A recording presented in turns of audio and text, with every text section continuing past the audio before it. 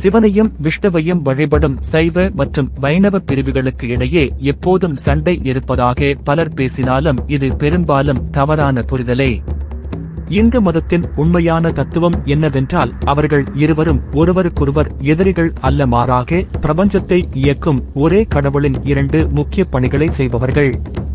விஷ்ணு இந்த உலகை பாதுகாத்து ஒழுங்கை நிலைநாட்டுகிறார் என்றால் சிவன் பழையவற்றை அழித்து புதிய வளர்ச்சிக்கும் மாற்றத்திற்கும் வழிவகுக்கிறார். அதாவது ஒருவர் காப்பவர், மற்றவர் மாற்றுபவர்.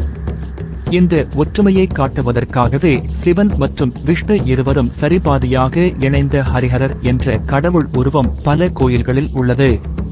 மேலும் விஷ்ணுவே இராமராக அவதாரம் எடுத்தபோது சிவனை வழிபட்டார். சிவன் விஷ்ணுவின் பெயரை கூறி தியானம் செய்வதாக புராணங்கள் கூறுகின்றன. ஒரு பக்தர் எந்த தெய்வத்தை வணங்குகிறார் என்பது அவரது தனிப்பட்ட விருப்பம்தான். ஆனால் தத்துவத்தின்படி இருவருமே ஒரே பிரம்மத்தின் சக்திதான்.